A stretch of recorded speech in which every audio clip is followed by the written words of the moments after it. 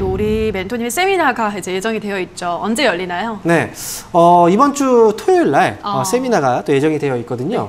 네. 토요일 오후 시간대입니다. 7시에 온라인 통해서 유튜브 방송에 들어오시면 강의를 들으실 수 있고요.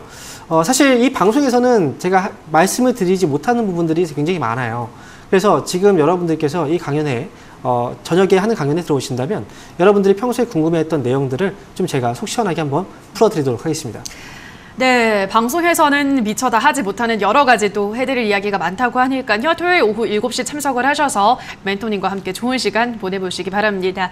자, 그럼 저희는 유튜브 상담으로 넘어가도록 할게요. 첫 번째 댓글은 투게더님께서 올려주셨네요. 한국가스공사 35,000원에 10% 전망 알려주세요라고 보내주셨는데요.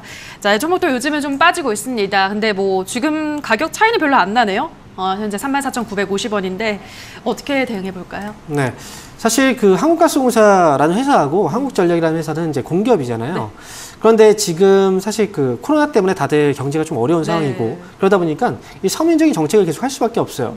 공공요금 인상이 좀 어려운 그런 상황이라 이 주가 역시도 보면 이 기업 같은 경우에는 실적적인 부분을 볼 필요는 없고요.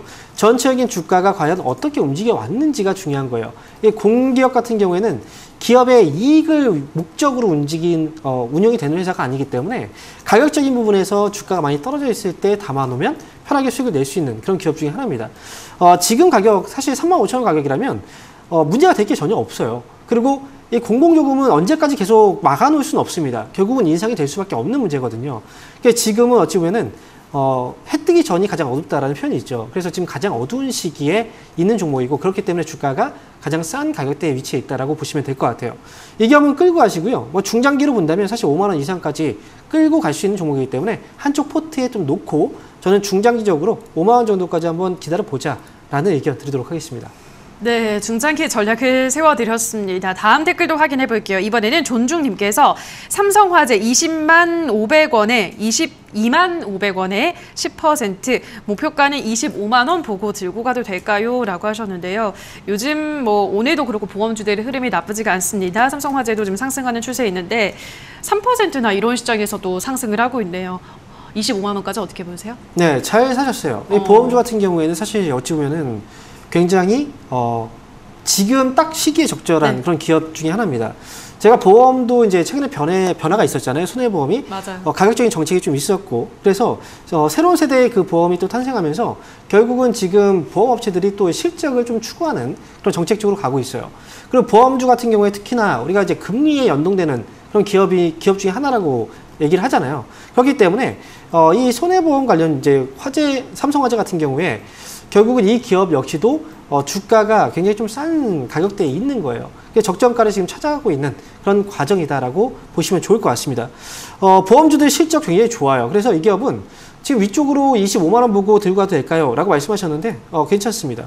25만 원, 즉 지난 그 코로나 전 주가죠. 그 정도까지 충분히 회복 가능한 종목이기 때문에 흔들리지 마시고요. 중간중간마다 모든 종목들이 다 흔들어요. 그러니까 이 기업은 25만 원까지 홀딩 의견 드리도록 하겠습니다.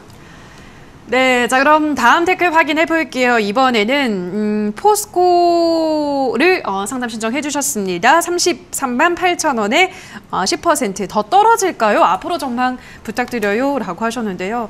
철강주는 뭐 하루는 호재가 나왔다가 하루는 악재가 나왔다가 왔다 갔다 하는데 또 중국에서 대규모 철강 감산 조치를 한다. 소식이 전해지긴 했는데 이제는 또 이런 이슈에는 별로 반응을 안 하는 것 같기도 하고요. 어떻게 보세요? 원래 주가가 오르고 떨어질 때 사실 어떤 이유들이 나오거든요. 그 이유를 핑계 삼아 주가가 또 오르기도 하고 그런 것 같아요. 또 이유를 핑계 삼아 주가가 떨어질 때는 또 떨어져요. 그 포스코 같은 경우에는 제가 방송에서 상담을 할 때 이런 얘기를 했거든요. 이 제조업이에요. 제조업은 2차 산업입니다. 근데 지금 우리나라는 뭐 4차 산업 그리고 5차 산업까지 계속 열어놓고 계속 성장하고 있는 거잖아요.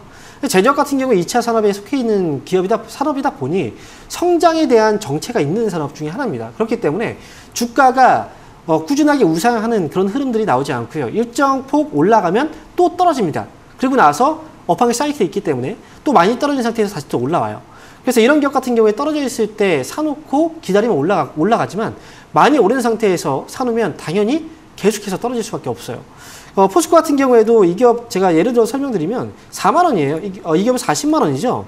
40만 원 가격이 이미 고점이 나온 상태고 과거에도 계속 고점이 나왔던 가격이라 지금부터는 하락으로 지금 가고 있는 추이다라고 보셔야 될 것 같아요. 그래서 이 기업은 반등 시 좀 정리를 하고 나오는 게 좋을 것 같고요. 반등 시 정리라는 건 지금 현재 가격이 34만 8천 원이에요. 그러면 지금 매수가하고 차이가 얼마 안 나거든요. 그래서 저는 34만 원 정도까지 반등이 나오면 빠르게 좀 빠져나오는 전략으로 보자라고 말씀을 드리겠습니다. 네, 자 그럼 또 다음 댓글도 확인을 해볼게요. 이번에는 최양요님께서 올려주셨네요. LG 디스플레이 27,000원에 25% 추가 매수해도 되나요? 너무 빠지는데 걱정해요 라고 하셨거든요. LG 디스플레이는 어떻게 보세요? 여기서 더 빠질까요? 추가 매수 어떻게 보세요? 이 종목도 사실 경고를 좀 많이 해드렸어요, 올해. 네. LG 디스플레이가 주가가 올라온 이유가 있지 않습니까? 결국은 LG 디스플레이의 전체 매출에서 차지하고 있는 게 LCD 쪽이에요. 근데 LCD 쪽이 중국에서 기술을 따라왔기 때문에 중국에서 많은 물량들의 LCD 이 패널이 쏟아져 나왔고 그러다 보니까 가격이 다운됐고 그래서 실적을 못 냈었어요. 그런데 지금 지난해부터 주가가 올라왔을 때도 사실 LCD 업황이 안 좋았지만 올라갔다는 거죠. 왜냐하면 결국 가전제품에 대한 소비가 증가했다. 코로나 때문에 밖에 못 나가고 그래서 그런 이유 때문에 주가가 또 올라왔던 부분이 있거든요. 거기에 또 이제 LCD 가격도 또 어느 정도 올라온 부분도 있겠지만 하지만 이 효과가 계속 가진 않아요. 결국은 LCD에서 OLED 쪽으로 가지 못하면 LG 디스플레이는 장기 성장성이 없어지는 거예요. 그렇기 때문에 지금 LG 디스플레이는 최근에 LCD 가격 하락과 함께 바로바로 주가에 반응이 오지 않습니까? 그래서 지금 이 기업 역시도 실적적인 부분에서 잠깐 좋아질 수는 있지만 이 효과는 오랫동안 지속되기는 좀 힘들다. 구조적인 변화가 좀 있어야 됩니다. 이 기업은. 지금 주가 많이 떨어진 상태예요. 그런데 경고를 해드렸던 것처럼 주가가 그것보다 아직은 덜 떨어졌어요. 제가 볼 때 조금 더 하락이 나오지 않을까 이런 예상도 해봐요. 이 기업은 어쩔 수 없이 지금 많이 떨어진 상태이기 때문에 만약에 반등이 나오게 된다면 2만 원 언저리에서 한번 반등이 좀 나올 수도 있거든요. 만약에 반등 시에 22,000원 정도까지 좀 해보게 된다면 그때는 좀 빠져나오고 좀 더 다른 종목으로 좀 교체를 하는 게 맞지 않을까 이렇게 말씀을 드리도록 하겠습니다. 네, 자 여기까지 유튜브 상담 잠시 쉬어가도록 하고요. 저희 실시간으로 여러분들의 고민 해결을 해드리고 있습니다만 저희가 방송에서 전해드리는 내용은 투자 판단에 대한 조언일 뿐이라는 점 유의해 주시기 바랍니다.